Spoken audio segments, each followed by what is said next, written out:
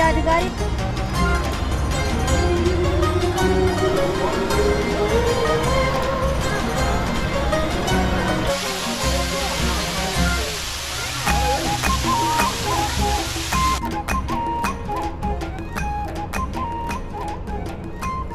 سلام دوستای عزیزم، امیدوارم که مثل همیشه حالتون خوب باشه. من مرتضی هستم و امروز قراره با هم گردشی داشته باشیم در آبشار زیبای لونک.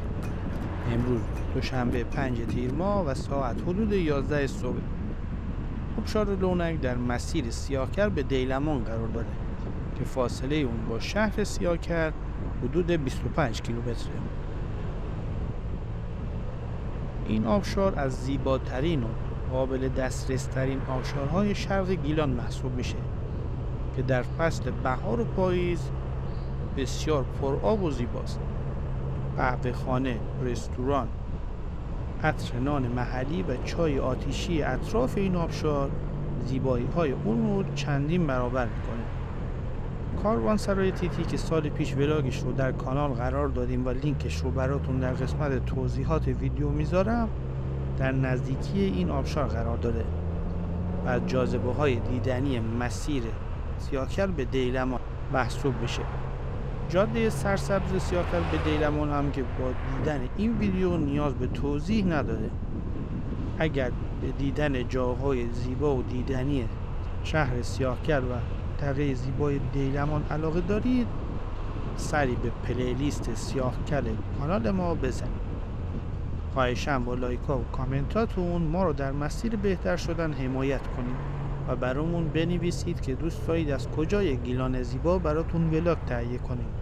در ضمن در روزهای یکشنبه و پنجشنبه هر هفته در این کانال ولاگ جدید قرار داده میشه. امیدوارم که از این گردش لذت ببرید.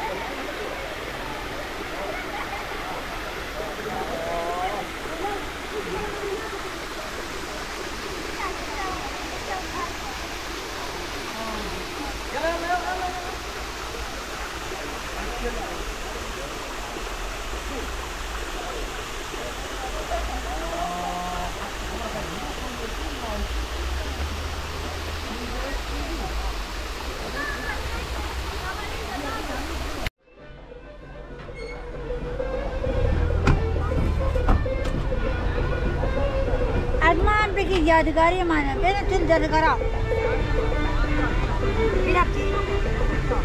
برادرم